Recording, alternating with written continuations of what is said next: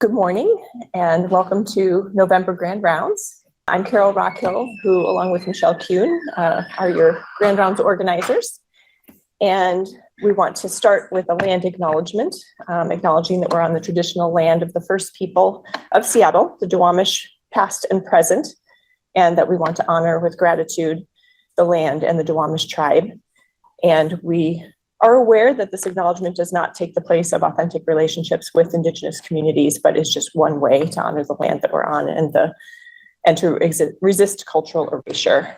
And we also want to acknowledge that this country exists and prospers as a result of free enslaved labor of Black people. And we honor the legacy of the African diaspora and Black life knowledge and skills that were stolen due to violence and systemic oppression. We affirm our commitment to be aware of our own privilege and of the oppression that has played a role in the lives of patients, families, and our own employees as we strive to be anti-racist and improve care for people who have less advantage than we have. I also want to acknowledge that it's National Native American Heritage Month in November. Because of the topic today with Dr. Dean that has so much relevance for hospital administration, we have asked Dr. Ojiman, who is a neurosurgeon and who is a vice president at Seattle Children's and chief medical officer, to introduce Dr. Dean today. My name, for those of you that I haven't met, is Jeff Ojiman. I use he, him pronouns, and I've been the chief medical officer for about 2 years and a hospital administrator, which was always a bad term in my house growing up, for about 4 years. I am honored, and we are extremely fortunate to have Dr. Wendy Dean give this grand rounds. To start with what we like to share with the biographics, Dr. Dean was a graduate of Smith College in 1987, which was a very good year to graduate from college, in my experience. Went on to training at University of Massachusetts, and then for almost 2 decades, a practicing physician in emergency medicine and adult psychiatry. And with that experience, went on for what sounds like a very interesting changing career to work project managing for tissue engineering for various government agencies. But in the past 5 years has really led the way in redefining how we think about the things that we all have experienced, that where it's difficult to take care of patients, and seemingly increasingly, and certainly in different ways than when I started or when then my mentors started. And the concept of moral injury, I think, has really helped. It certainly helped me make the case in the boardroom for how we need to be thinking about things differently. In my own journey, I was disappointed in that I couldn't find the evil bean counter, who all I had to do was work around them and everything would be fine. We certainly have many challenges, and many of them make it difficult for us to do what we all went into medicine to do and what our patients desperately need. I was reminded during the session I'm in here in Chicago of a now 100-year-old saying that's apparently engraved at the entry to MGH or Harvard, where of Francis Peabody, where the secret of the care of the patient is in caring for the patient, and making that the centerpiece of all of our decisions has to be paramount. Finally, I just want to share, why I'm in Chicago. I think there's 2 personal reasons that are important in my own journey through battling moral injury and making the future of medicine better. I'm in a training program, and several of us started a while back this NIH-funded training grant for junior faculty. And so we have 20 junior faculty within neurological surgery with just tremendous ideas and enthusiasm for the future. And many have said, and it's absolutely true, that teaching and interacting with the next wave is a great antidote for despair and frustration. The second is later this weekend, I'm going to a memorial service for my uncle who passed away last year, and he was a otolaryngologist in New England who was in private practice. And around my age, he decided that he was tired of seeing patients quicker than he liked, not being able to spend time hearing their story. And so cut back on his volumes, had to cut back on his staff, and take a financial hit for the rest of his career. He was happy that he did so, but made that conscious decision and had the agency to be able to make that decision. So that's always a lesson to me on making sure that you keep what's important at the top, and that sometimes you do have to take painful steps to make that happen. So that's just I wanted to share those two elements, but more importantly, listen to, and if I apologize, they may discover I'm missing and I'll get called away. But Dr. Dean, I will absolutely listen to the rest of it. So any message that you have for me and that I can share with the rest of the hospital leadership, I will do so. But most importantly, I look forward to hearing, and thanks so much for being here. There's quite a list of important groups that have had Dr. Dean speak, and so we're extremely fortunate to have you join us. So it's really a pleasure to be here. I thank Dr. Rockhill and Michelle Kuhn and Dr. Ojerman. Thank you for that introduction, and for sort of the grounding in some of the choices that we can make as clinicians ourselves. So I will say part of this talk is going to be grounded in the book that I wrote, If I Betray These Words. And number one, it was never something that I planned to do. Like write a book was never on my bucket list. And yet in doing this work, I realized that it needed to get to a broader audience. I can only do so many talks in a year. I can only put out so many podcasts. And so helping people hear the work or read the work or have access to the work in one collective place was important. But the book that I ended up writing was not at all the book I planned to write.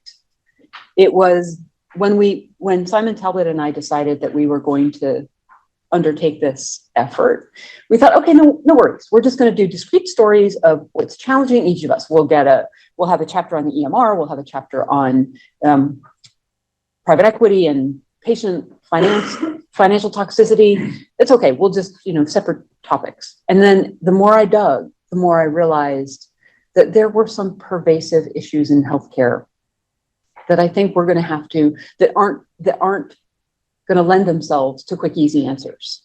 They're going to require all of us to have more deep conversations, more uncomfortable conversations. But I think that there's enough will to do it.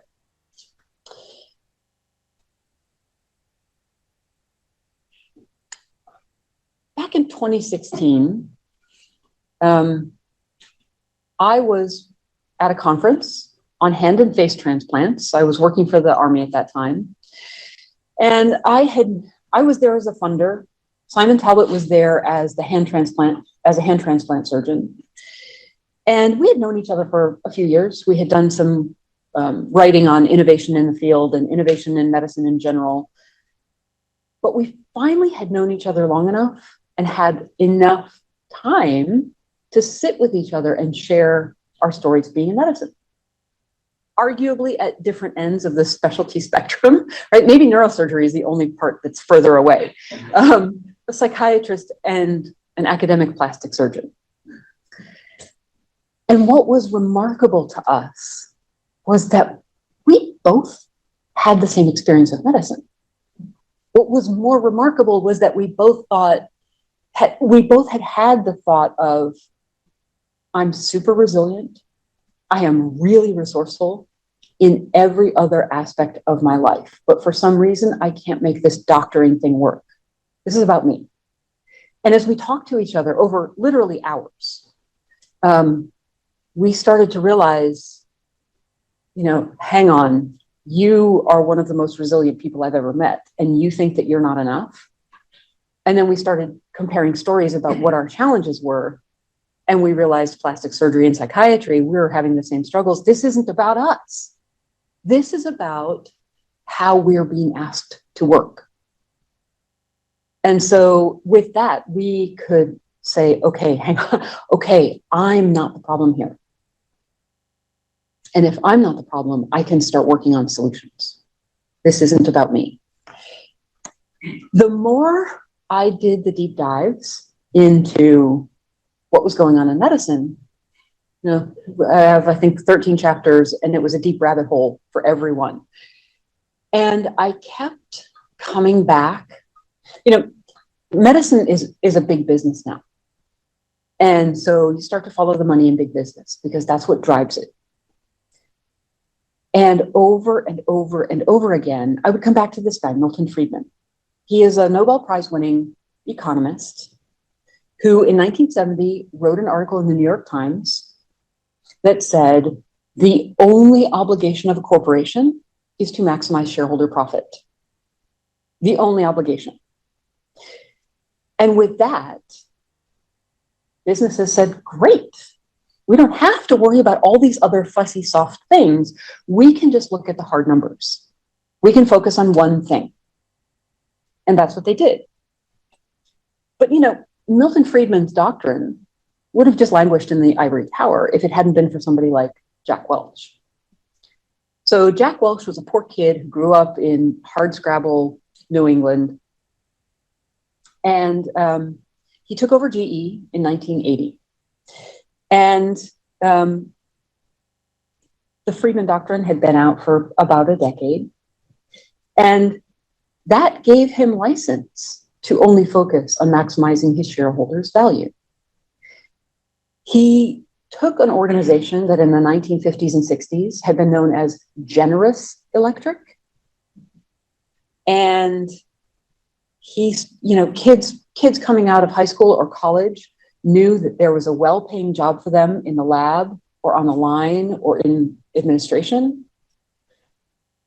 And instead, he started to use these ruthless management strategies, some questionable accounting practices, and some really cold-hearted disregard for the communities and the people who had built General Electric. But he did whatever it took to make sure that he beat the Standard & Poor's index every single quarter for 80 quarters. That's 20 years. I mean, that's kind of a suspect streak, don't you think? Like, who wins for 20 years running? But that's what he did.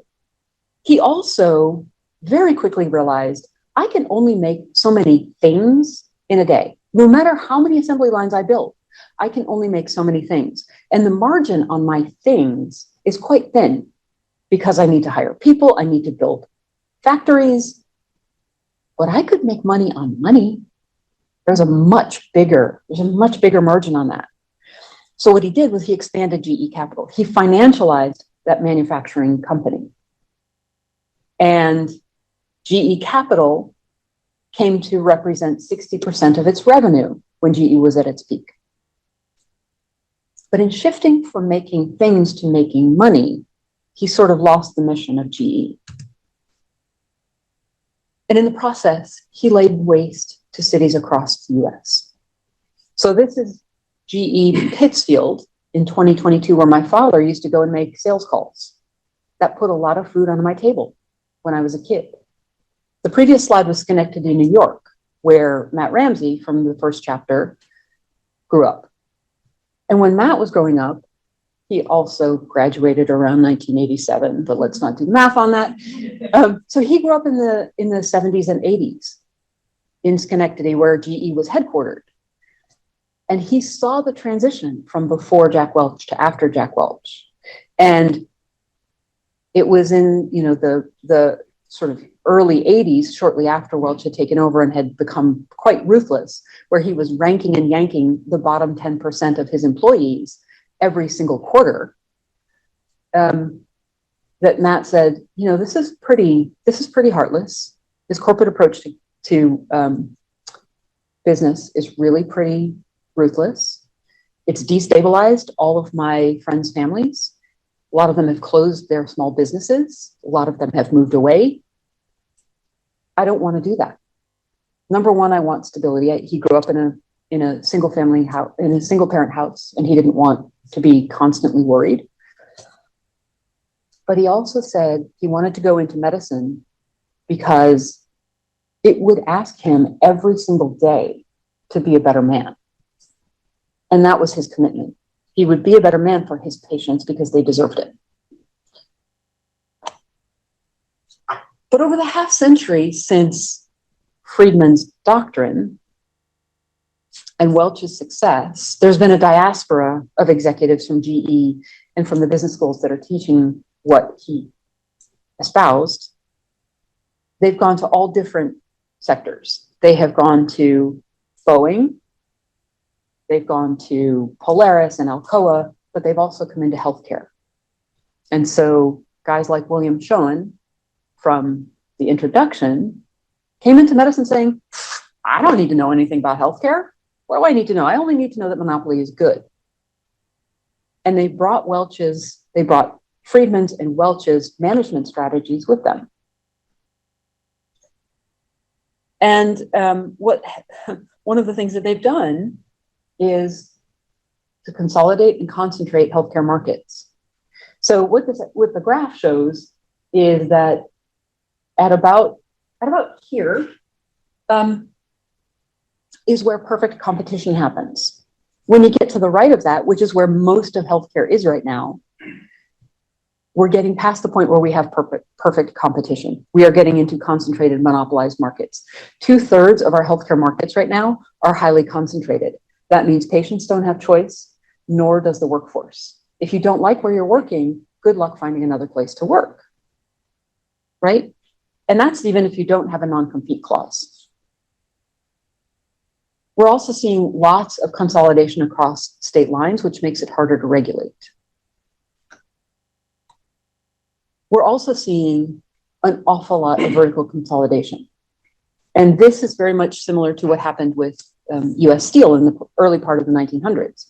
US Steel not only bought up its competitors, but then it started buying up suppliers and, and the logistics that delivered its steel. So nose to tail, from the mine to the manufacturer, it owned every part of steel manufacturing. We are getting to that place with healthcare. So now hospital systems or healthcare corporations own hospitals, physician practices, they own pharmacy benefit managers, they own pharmacies, they own insurance companies, long-term care facilities, on and on and on and on, nose to tail, cradle to grave. They own the healthcare market. And what was really painfully ironic to me was I still remember the moment that this occurred to me. This tower was the US Steel Tower in Pittsburgh, Pennsylvania. It is now occupied by UPMC, a $23 billion healthcare juggernaut in Western Pennsylvania. More than that, we are now 1/6 of the US economy, and every year we have grown. What that looks like is a surefire bet on a return on one's investment. Private equity, which pools money from wealthy donors or from wealthy investors, and sometimes from pension plans and retirement funds, they take that money and they invest it in what looks to be a very promising high growth field so that they can get massive investment. They like to sell between 3 and 5 years at 30% profit. They have been investing heavily in medicine, all kinds of medicine, dermatology, radiology, orthopedics, emergency medicine, anesthesia. And what they promise is when we come in, we will manage better. We will give you lower costs. We will give you better outcomes. We'll improve quality. And in study after study after study, those promises, whether from consolidation or private equity investment, have not proven out. We are not getting better cost. In fact, costs go up when markets consolidate. Patients pay more. The workforce gets paid less. There's less quality, and the outcomes are no better. In some places, they're worse. And private equity has also proven that it doesn't matter to them what the patient relationships are or what our access to our patients means. They buy an organization, they load it with debt, and if it goes bankrupt, they walk away. This year alone, this was just up until July of this year, from January to July, there are 15 bankruptcies in the healthcare sector. We're leading by a fair bit, by a quarter. And what that means are, so Envision and American Physician Partners went bankrupt earlier this year. What that meant for the clinicians who were there was that for some of them, they worked in June and July and didn't get paid. They were promised a malpractice tail that they then had to fund themselves because the company just said, nah. Or the company coming in behind them who bought out the contract would say to the physicians, okay, that's fine. You can work for us, but you have to sign this 3-year-long contract with a 50-mile radius non-compete, and then we'll think about covering your tail. And oh, by the way, if you leave before then, you have to pay us back all those things. So it's a dangerous dance that we're in healthcare right now. But worse yet, this was really chilling to me when I realized that healthcare itself has now realized that we can only take care of so many patients in a day. No matter how many buildings we build, no matter how many clinicians we put in place, we can only see so many patients and we can only make so much margin on those patients. But we can make money on money. So if patients can't afford their care, we'll offer them a credit card. We'll offer them a loan for the low interest rate of 8 to 35%. And physicians who are struggling to meet payroll because their reimbursements from insurance companies are delayed, they can get a loan too for the same low interest rate from the company whose parent isn't paying them fast enough. So there's a big disconnect in this. Physicians are getting frustrated. They're saying, you want me to put a financial skin in the game? I already have plenty of skin in this game. Every time I walk into an exam room, I have all the skin in the game, right? It's the relationship that my patients depend on that is the make or break of whether we're going to partner together to get them better, right? I've got plenty of skin in this game. And when physicians or clinicians speak out and say, hang on, there's something wrong here, too often what we hear is, oh, you need a break. You're burned out. And, I would venture that nobody on the line or in the room needs to know what burnout is, right? It's a constellation of symptoms: exhaustion, ineffectiveness, lack of accomplishment, cynicism, or detachment.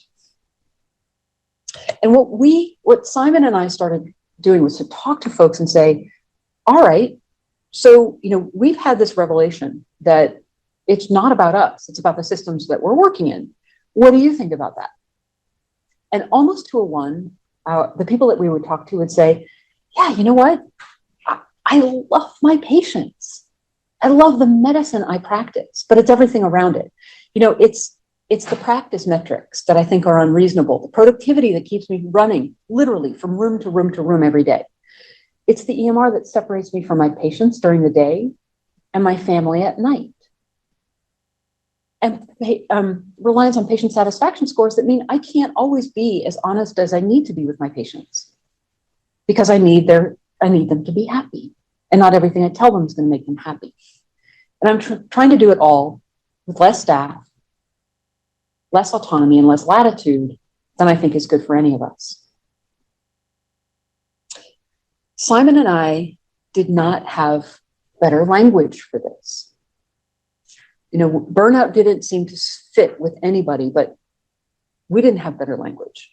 What we knew was that these physicians, these clinicians were talking about breaking this foundational promise that they made to their patients, the covenant that they made to society to care for patients without self-interest. But we didn't know what that meant. There's no good language for that. But we kept looking. And there was one day I was, out weeding on that property that is massive. And so there's always weeding to do. And it's very therapeutic, ripping things out of the ground. And I was listening to NPR and I heard a story about this thing called moral injury in drone pilots. I was like, hang on. Drone pilots never see combat. They live in suburban Nevada. They drive onto the base. They do their shift, which can be grueling, no question. But then they get back in their car and go to their suburban house. They do not ever actually set foot in combat, but they're still suffering. And I thought, okay, hang on. If that's the case, can we apply it? Can we expand it to other sectors? And the more I asked people and sort of kind of floated this out there, the more they thought, oh, that sounds really interesting. So moral injury is a concept that was first developed by Jonathan Shea, who's a psychiatrist at the Boston VA.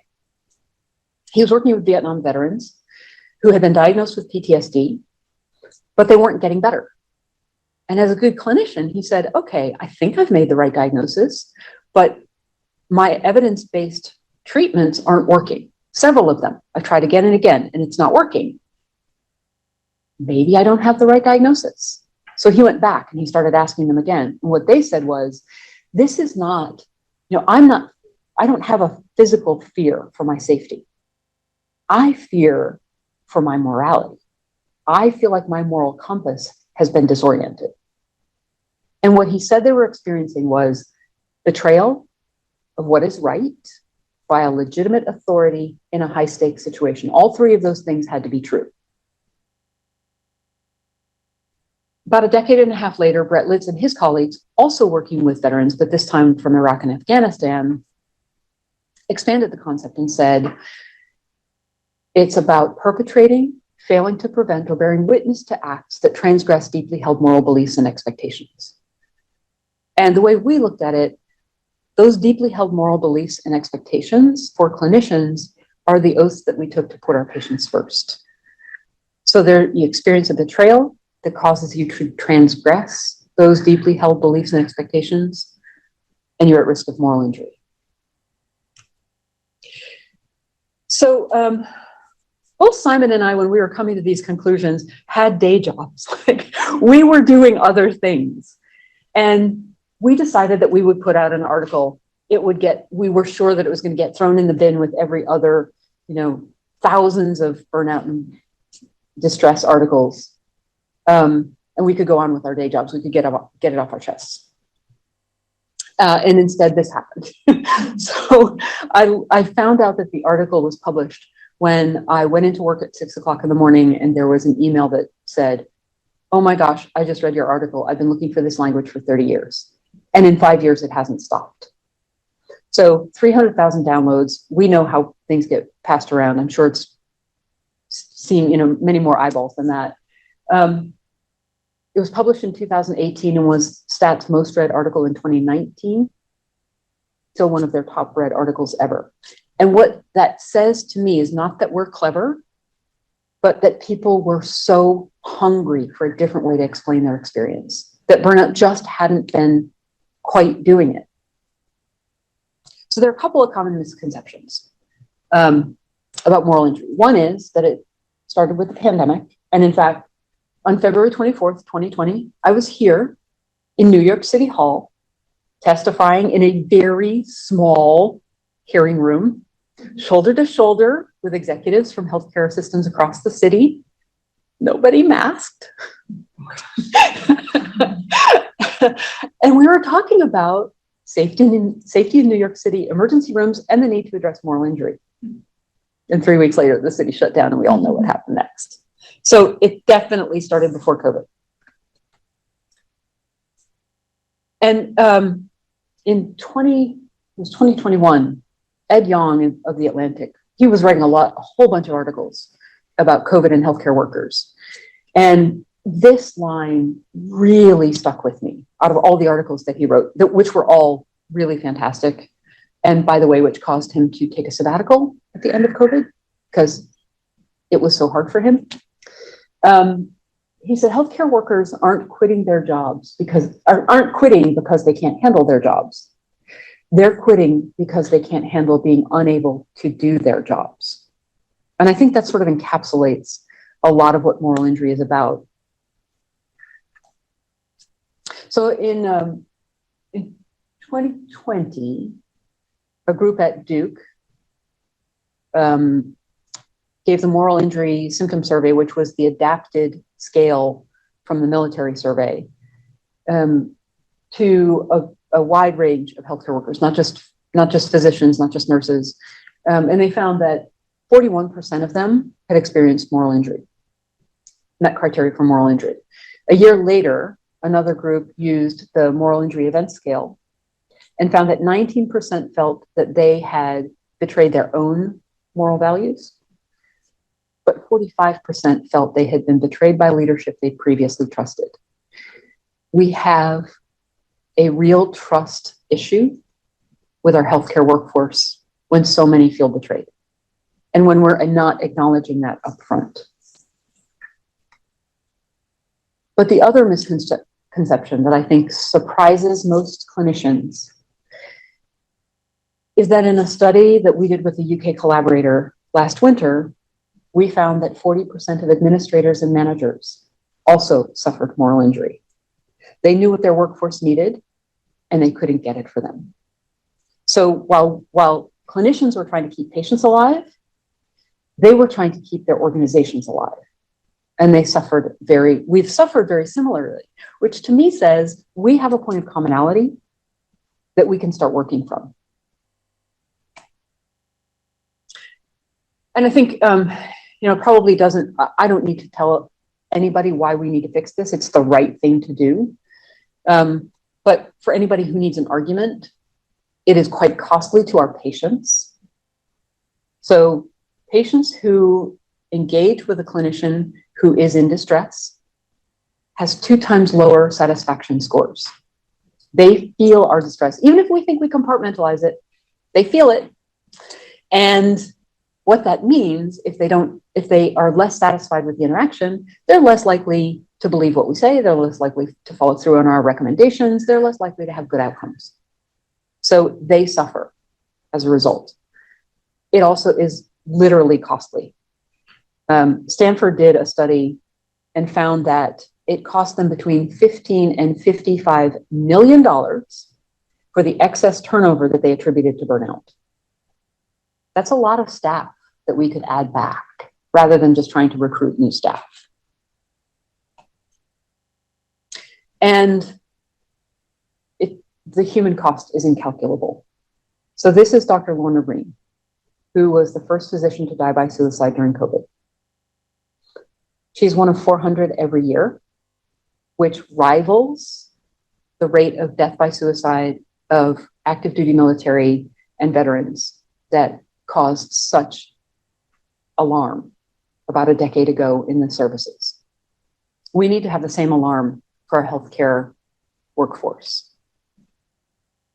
So for the past 2 years, we have been working with George Washington University, the Institute for Healthcare Improvement, and the American Federation of Teachers Union. Don't worry, I'm not going to explain this live. I'm going to have a simplified version in a second, but if you want to see it, it just went live a few days ago, and it's on wpchange.org/framework. But this work is funded by the Dr. Lorna Breen Act that was passed by Congress in 2022 and signed into law by President Biden, which is the first funding to recognize healthcare worker distress and the need to address it. So simplifying this is the easiest way I think to think about the relationship between burnout and moral injury is that burnout is an incomplete diagnosis. It's not that it doesn't exist, it does exist, but it's an incomplete diagnosis. It really speaks to the demand resource mismatch of the operational challenges that we face every day. We're being asked to do too much with too little. But it doesn't speak to the relational rupture that can then result. So the betrayal that we feel, sorry, I'm gonna knock that off if I don't put it. The betrayal that we feel when we raise that question over and over and over again and are dismissed or get an incomplete answer and continue to have to struggle. That makes us feel like we're not valued, like our values don't have worth. So these are separate entities. They often run together. So if you see one, you should actually look for the other, and they can influence each other. As I said, those demand resource mismatches that go unattended can drive moral injury. Moral injury that goes on long enough and is unattended can start to look like that learned helplessness of burnout. I'm just going to give up. What else can I do? They do have slightly different outcomes or symptoms, if you want to think about that. Burnout is that exhaustion, ineffectiveness, and depersonalization. Moral injury tends to be more frustration, anger, and to a lesser extent, shame. how can I be complicit in this system? Or am I complicit in this system if I continue to work here? So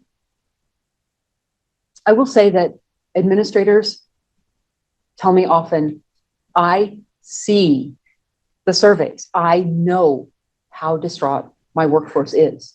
I don't know what to do about it. They also don't often know what barriers clinicians face to speaking up, the magnitude of the challenges that we face, or the associated risks with speaking up. And I think what we as clinicians believe, we go through such protracted training that at the end of it, it's become the way of thinking and the way of interacting with the patient has just become part of who we are. We forget that we learned it and we integrated it. And we just expect that everybody else will understand it too. But it tends to be quite opaque to people who are non-clinicians. So what speaking with this one CEO who shared these things made me realize is we have to be very intentional about how we speak to leadership and why these things are so important to us, what it feels like to be in these situations. We have to speak with data, but we also have to speak with stories and with our heart. So the clinicians know that but they don't know what to do about it. They aren't trained in this.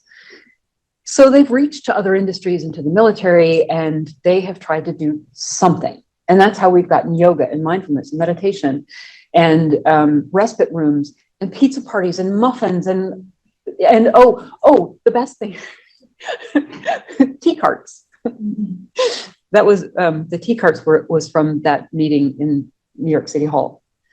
And I'm not saying that any of these things are bad, right? We all know that yoga can be really great and mindfulness is incredibly helpful, but it's not going to solve these other issues. It's going to help us temporize until we can find solutions. So how many of you here, I wish I could see everybody on camera, but how many of you here, not really.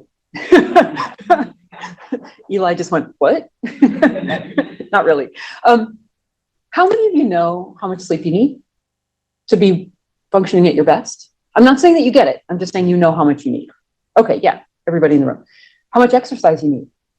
How much time with your families to feel like you're really refreshed and reset? Okay, we know how to tune this high performance machine, right? We know how to get it running at its best.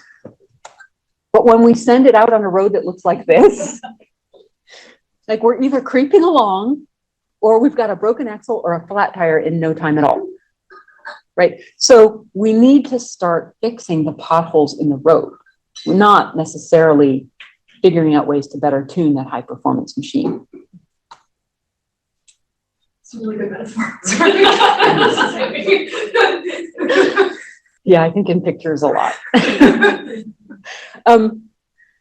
So, what I hear a lot especially recently, and I think this group can really resonate with this, is let's reduce the stigma. Let's make more mental health care available.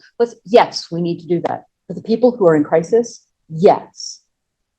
But when we're talking about 45% of our workforce who feels like they've been betrayed, I don't know how you fix that in one-on-one therapy, in a therapist's office, or with a coach. That kind of repair needs to happen in community. We need to see that our communities are coming together. We're willing to have the hard conversations about doing that relational repair. So, speaking of communities, what does a morally centered or a non-morally injurious organization look like? We kept trying to find one. For the last 5 years, we've been trying to find one. And I walked into one place, having thought that we had really found it. The CEO and the president were sitting there. We sat down Simon and I sat down and we were about to say, wow, this is really fantastic. Can you share with us how you think about leading this organization? And as I opened my mouth, the president slapped the table and said, we are so glad you're here. We've got such problems. And I thought, okay, hang on. So this spring, what we actually did a study, and we asked 50 or more people across, who are like moral injury experts across the world, what makes a morally centered organization? And it was a Delphi survey. And they said, the organization is wise. It knows it's not perfect. It knows that moral injury is a risk. It's human and vulnerable, knows it's imperfect, knows it's going to have to ask for help. Trustworthy, does what it says it's going to do, when it says it's going to do it, how it says it's going to do it. And it takes the next generation seriously, educates them, resources them, prepares them for the environment that they're coming out into, and supports them to be in it. When things go wrong, it doesn't ask, it doesn't try to lay blame and look for a place to lay blame. It looks for the learning that can come out of that and the changes it needs to make. And it's courageous. It asks its people to feed back authentically, doesn't plan to retaliate as a result, takes the hard feedback maturely, but it also speaks up externally in defense of its workforce. So if there's yet another regulation rolled down, it says, nope, hang on, you're already getting that data in 3 different ways. Tell us which one of those you don't want anymore, because our people are doing enough. I'm going to shift, talking about a non-morally injurious organization is important. These are the things that we can do to move out of this, to reduce our risk of moral injury. So having that picture of what a morally centered organization looks like is one. How do we get there? Leaders like Leon Haley, who's at the University of Florida and is in chapter 13, who would park his car intentionally across from the emergency room every single morning and would walk through the emergency room to get to his office. He would ask the unit clerk, environmental services, the nurses, the techs, the physicians, what's going on? What are your challenges today? And he would take them back. And, maybe a month from then or 2 months from then, he would go back to that person and say, hey, that thing you told me a month ago? I've been working on that. I'm stuck here. Here's the progress I've made. But it's important to me that you know where I'm working. By the way, he was the CEO and the dean. So he did not have a small job. Right? But it was important to him to support the workforce and to have that relationship, that personal relationship. We can encourage each other to ditch our scrubs. If you're invited to sit at this table, please say yes. I know it's hard. I know that it's really hard, and the last thing you need is to be asked to do one more thing. But if you don't do that, you don't have a voice. When you sit at the table, it also helps you to get a bigger picture and to understand that this divide in the house of healthcare between administration and clinicians is really pretty artificial. And that we each have challenges. And if we could learn across that boundary and make it a little bit more porous, we might come up with some more creative solutions. But also invite your leadership to ditch their suits, to come follow you, to understand your issues on a human level, right? We both need to reach out a little bit more and start repairing those relationships. The other thing that I think we need to do is flip the culture script. So when I was working at a $500 million nonprofit as an executive, I had 2,000 people working for me around the world. And my boss was a retired 2-star general in the Army. And so he said to me, okay, so your job is to think about those folks as our infantry. They're walking point. Point the end of the spear out there. I don't want to hear that they're reporting into the home office. I want to hear how the home office is supporting them. What has finance done to help your folks on point? And I think that's what we need in healthcare, right? So in our current environment, we spend a lot of time reassuring finance and regulatory and risk management and all those folks about what we've done to keep the organization safe. what we could really use is some support from those offices saying, how can I help you and facilitate a better patient-clinician relationship? The other thing that some organizations are doing is getting rid of stupid stuff, right? This is a real initiative. It was written up in the New England Journal. It's been written up in other places. And what these organizations did was they went to all of their clinicians and said, what is the pebble in your shoe today? Most of them did it through the EMR. And they got 300 results. 85% of those were either hospital policy that they could change tomorrow, or overinterpretation of regulation and legislation that they could also change tomorrow. 85% of those tasks that provided no benefit to patient care and that just felt like they were a hassle every day, gone.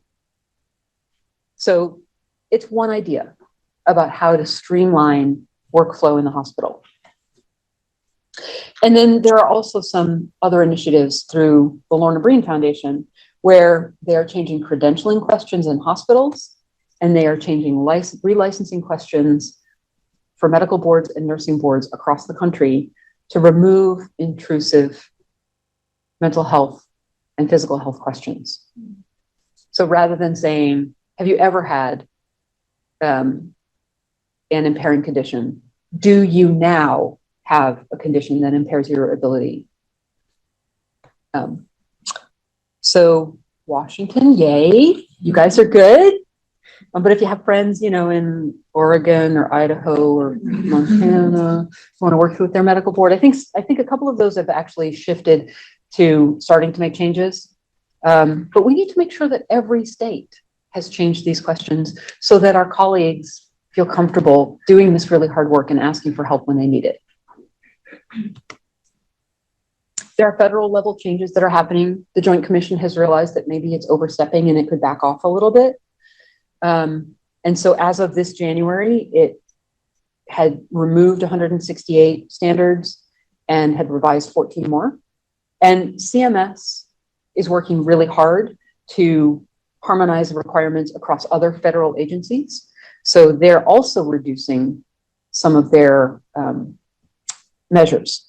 Now, they got rid of 74, but that's only 14%. So that gives you an idea of how many there actually are to follow.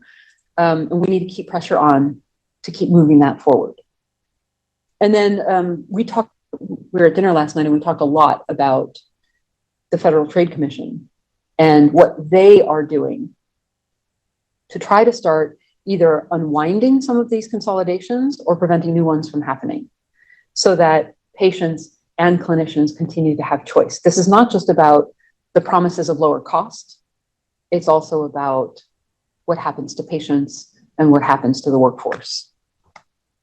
Because a healthy healthcare ecosystem means choice for where we can get care and for where we can work. So the one thing that I would counsel is that all of this, we are impatient by nature. We're used to identifying a problem and then recommending a treatment to fix it. And if our patients follow that, they likely get better, right? We're used to that like immediate gratification. And change anywhere else in the world does not happen at that speed. So burnout has been going for 50 years. That concept of burnout has been addressed and assessed and intervened for 50 years. Moral injury is 5 years out. It is a wonder that anybody knows the term, because in burnout, it took them the first 10 years just to kind of get that language out in the general public. So a lot has happened in the 5 years that we've been out here, but the more voices we have speaking this language and asking for the change, the more likely we are to move it forward, right? So it helps if you say it repeatedly, if your friends say it so people hear it in stereo, if even more people hear it so everyone hears it maybe in surround sound, and then we just keep moving forward. And I think the thing about healthcare is that none of us can change this alone. None of us. We're all going to be patients one day. And trying to change it on our own is going to feel exhausting. So what are we promising each other? Administrators, clinicians, and patients together. And with that, I will take questions.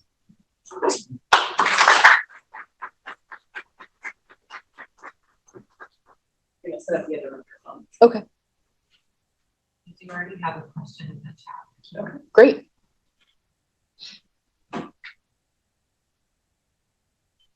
While he's setting it up, do you want to just tell me?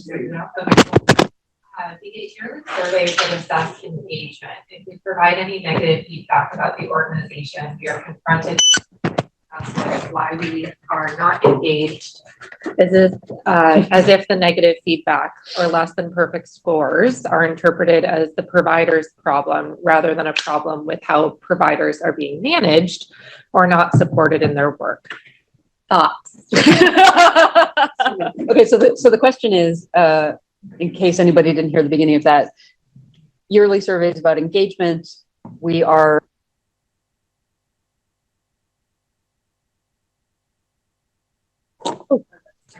yeah, just be more engaged. Thoughts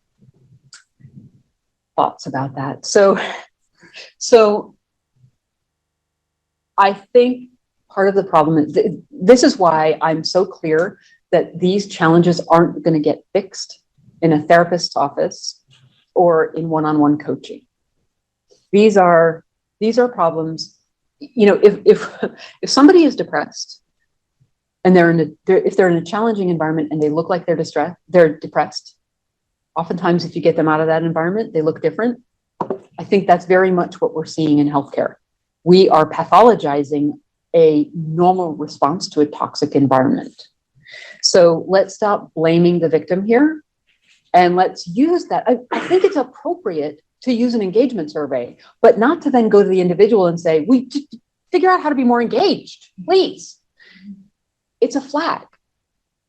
It's a flag to look at patterns, which departments are struggling as a whole. Like, none of these surveys were meant to identify individuals. Even burnout surveys were not meant to identify individuals. They were meant to look at populations and organizations.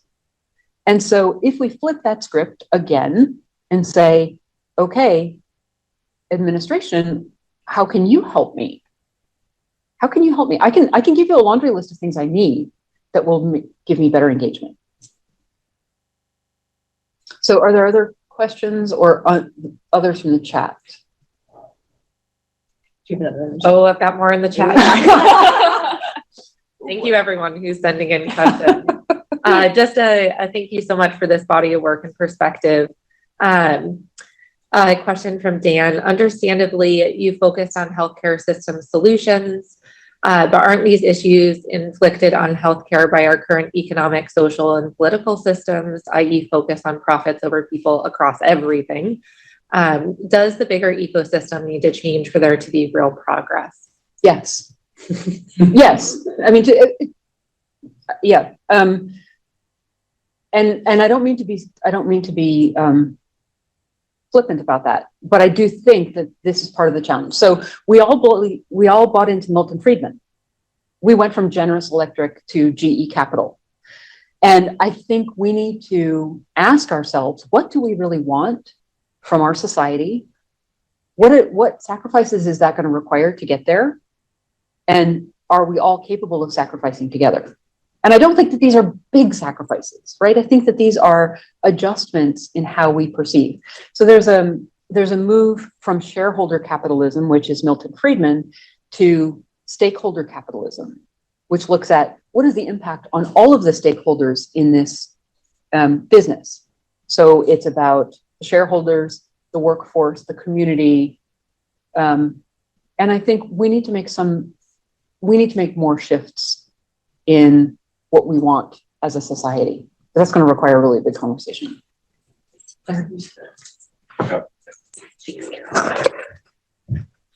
Thanks so much for the wonderful talk. You talked about building alliances with administrators. I wonder if you could speak about if you have any good examples of us, and we are largely, in grand rounds, but not exclusively the sort of doctoral level folks, building alliances with other people in the healthcare workforce. Because one of the contributors, I think, to the toxic environment that you described is the fact that we are sometimes pitted against each other. You know, we have these systems of, you know, e-feedback that sort of encourage people to rat out each other, and that only sort of adds to the burden. I wonder if you have examples of systems where people have really effectively partnered across disciplinary lines, across levels of whatever those levels are. Yeah, so I think it's challenging because I do think that our systems often I didn't touch it. No, I think our systems often are designed to put us in competition with each other. This group in particular knows how to address splitting, right? So if you think about it that way, let's not triangulate people. Let's make sure that we have direct conversations and help our leadership understand why these particular methods may not encourage the outcome that they'd like to see, which is, you know, yes, we want a safe patient environment, but a safe patient environment requires that our team trust each other, right? And if we don't know who's going to give feedback on me today because I crossed my eyes, or I, you know, let out a big sigh, or I rubbed my contact because it was dry and they thought I was rolling my eyes, that's not going to be conducive to trust. Being curious about other licensee groups or other constituencies in the healthcare system is really critical. It takes time, it takes humility. But then if you can speak together as one, using great stories, great data, and a well-crafted ask to your leadership, then I think you can make a change. Hi, this has been great. I remember reading about this on Instagram, so it's like, cool. You know, you identify like that criteria for like morally centered organizations, and you said like, you know, you're still searching. I wonder, out of those like criteria, what's the ones like most been missing in different organizations? Like the one that it's really hard to find, like that doing something right. Human and courageous. The organization that says we do really hard work. You know, we're going to treat this like an NFL team. We do really hard work. We know that this work puts us at risk for injury. Let's train and educate our workforce to identify that risk and to know how to mitigate it when it happens, right? To know how to quickly repair those relationships that have gone awry. To acknowledge, yeah, this got hurt. Let's fix it. Let's come together. You know, it may be unintentional. That betrayal may be unintentional. So let's go to repair. And then the courageous standing up and speaking back, I think, is one of the hardest things to find. An organization that will defend its workforce.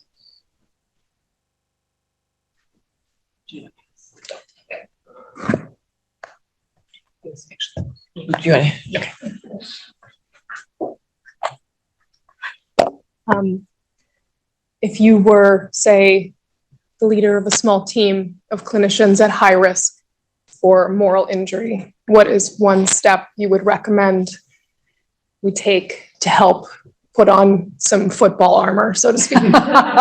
Okay, I don't recommend armor. What I do recommend is talking about it and saying, we do hard work.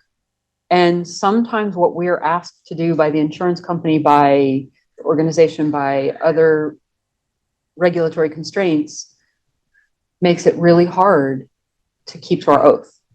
So let's talk about that. And let's think about whether there are asks that we can make that will make it easier. Yeah. Do we have more online? There's one online, yeah. Okay. Okay. Questions from Joanna asking, apologies if I missed this at the beginning of the talk. Are there notable differences in moral injury in for-profit versus non-profit? We were talking about this last night.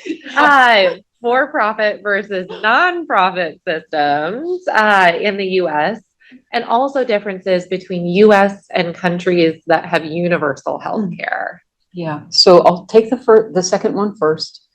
Our best collaborator is in the UK. Hmm. That has the National Health Service, which is in a terrible situation right now. They're in terrible straits. We have also I recently heard from Norway. We've heard from Australia, New Zealand, Germany. It's a problem everywhere. And it's a problem of constraints made not by clinicians, but by non-clinicians. So that's the first part of it. And that's the second question. The first question is for-profit versus nonprofit. Yeah, so really they're all run the same way because they're mostly run by business experts, MBAs, and most business schools teach shareholder primacy. And so nonprofits just call that revenue, not profit, and they just bury it into capital projects. Or expansion is the other place they put it. So really, they're run very similarly with different names on things. Can I just say, it related to that, in your book, I was kind of shocked and hadn't thought about beforehand. You have an example of a system that went back and forth between for-profit and non-for-profit, and how the property taxes that were generated by the for-profit system that helped the school district and things like that was such a disadvantage to the community when it went back to not-for-profit. It seemed particularly like the going back and forth was problematic, but I wonder if you could comment on that. Yeah, so that was a health system in Eastern Pennsylvania, and they were nonprofit, were bought by a for-profit and went for-profit, which means they started dumping millions of dollars in tax revenue into their communities, helped the schools, helped the community tremendously, and then they were bought by a nonprofit system and went back to being nonprofit. All those tax advantages vanished. The school system faltered. And they were, the management, whether they were for-profit or not for-profit, didn't change. And a judge who was asked to adjudicate this and say, is this actually a nonprofit? Said no. It walks like a duck. It talks like a duck. It's a duck. Your executives are measured based on how much revenue they bring in and how many capital projects they start, not on how much charity care they give and how much they plow back into the community. So no, you're not a nonprofit. And he actually took the status away, and the hospital folded. Yeah. So I feel like this may be taking things in a different direction, but I'd say the most shocking thing of the many shocking things in your book, to me, was the rehab medicine doctor who was at St. Alphonsus in Boise, and his contract was coming up for renewal, and he had some pretty legitimate complaints about how he wanted his contract to be, and ultimately ended up being labeled as an impaired physician and went through a system that I was maybe only vaguely aware of, that really seemed intent on labeling him as an impaired physician and creating a process for rehabilitation, even though really the problem that he had was being legitimately angry over something that, it's kind of like giving the e-feedback, right? He was giving his e-feedback, and as a result ended up getting caught up in a system. Correct. And I wonder if you want to comment on that, and also if you see ways of being impactful in that space, because that seemed like a really unfair position that he got put in. Yeah, so that's one of the places where we are trying to get a bit of traction.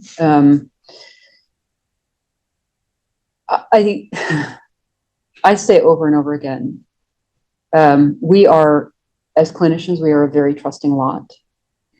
And at times that's to our disadvantage. It is a rare system, I think, that weaponizes things like physician impairment and physician health programs, but they do exist.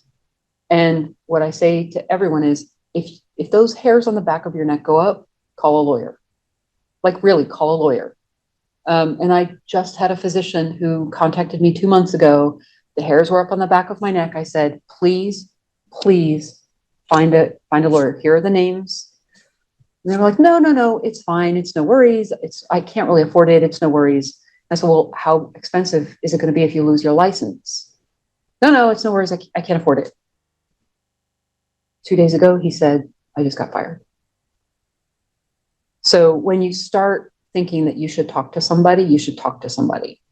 I also think as mental health professionals that we can be saying this may not be, this process may need to have some revisions, and there need to be a few more safeguards, and we need to be able to advocate more for our colleagues. More things in the chat. No, I just had a question.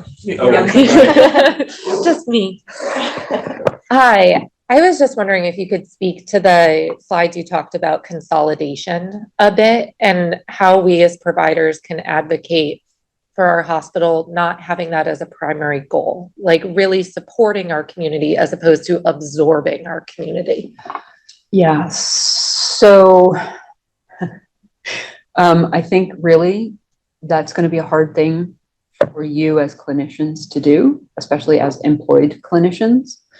That is a job to get your AG curious about, the Attorney General, the State Attorney General, because they're actually the ones who are charged with antitrust and with managing consolidation.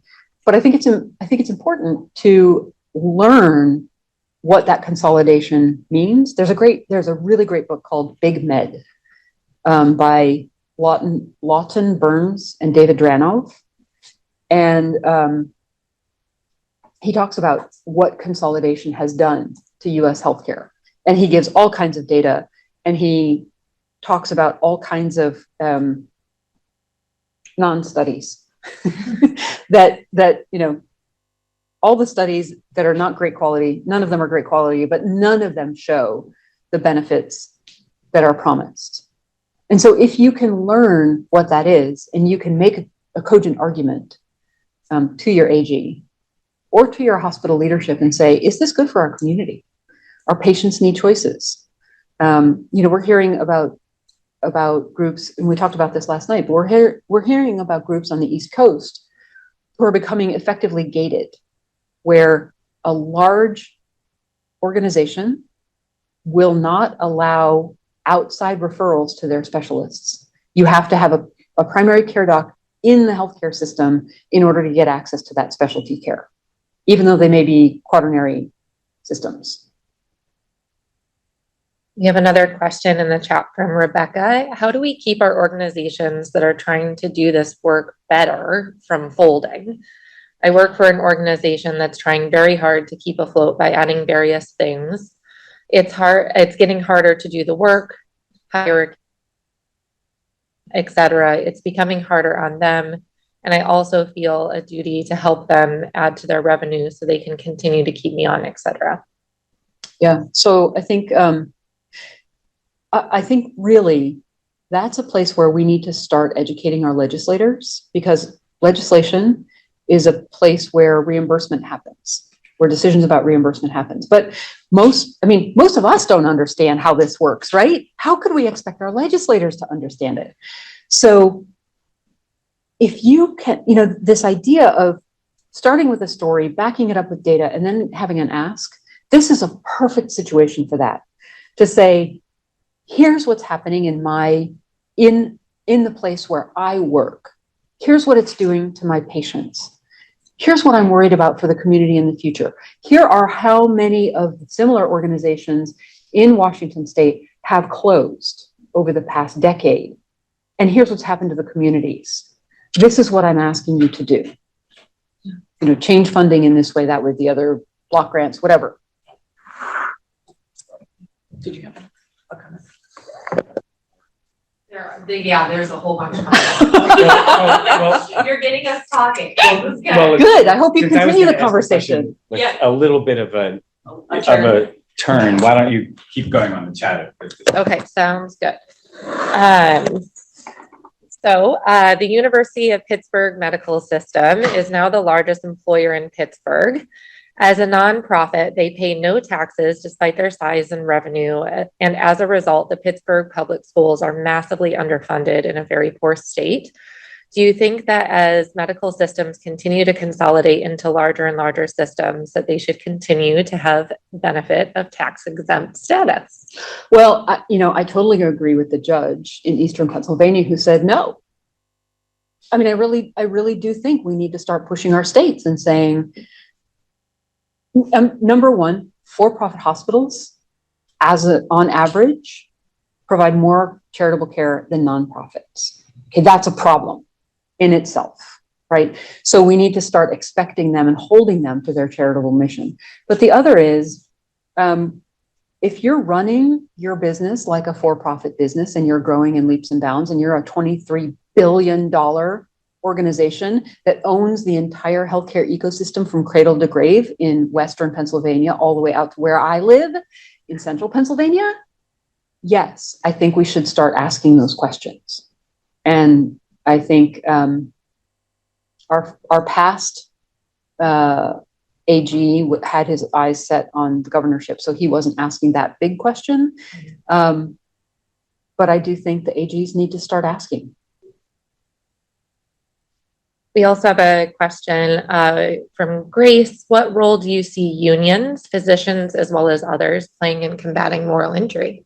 Yeah, so I don't think unions are always the answer, but I do think when you've asked every way you can and you're not getting heard, that an enforced collective voice may be the only option, and maybe the best option. There are, I'm friends with several union organizers. I wasn't before I started doing this work, but I am now. And they are so busy organizing, busy. So there's a 300 physician group in Wisconsin that just organized. And physicians have this idea that we can't organize. We can't join unions, but we can. We can if we cannot if we're independent, but 70% of us now are employed. So yeah, we can organize as long as we're not employed by a private practice that we're a partner in, then yes, we can organize. And if that's the way to get our voice heard, then let's do it. But let's not think that we just pay our dues and sign our card and have done with it. Somebody else is going to fix this for us, because unions are only as good as the people who engage with them.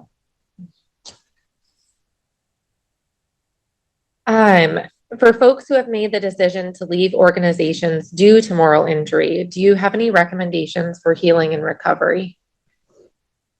I think that depends on the individual person. And knowing that you did the best that you could with what you had at the time is really, I think that goes a long way. And knowing that it wasn't about you, it was about the system that you were being asked to work in. And I would go on to say that some people say, well, I'm not in a position to quit, right? Understandable. If you have hundreds of thousands in debt, you're the primary earner, you have 2 young kids, you have a mortgage.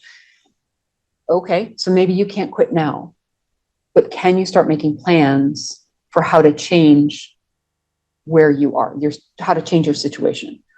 Maybe it's a 3-year plan, maybe it's a 5-year plan, but how do you change your situation? And what are the small changes that you can make where you are in the meantime? Because the bad news is that healthcare is really broken.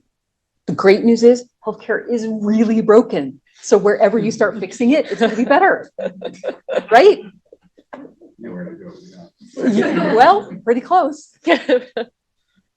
There's also a question here from Dan. How is the involvement of religious organizations, particularly Catholic, in owning healthcare systems impacted moral injury to workers? Yeah, so I think that's especially with repealing Roe versus Wade, reversing it. I think that's become more relevant.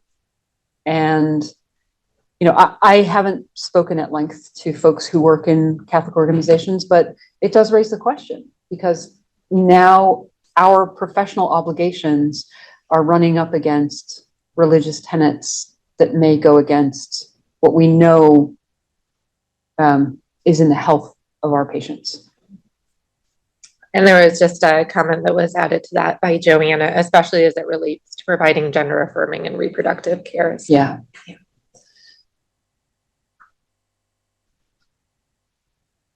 Okay.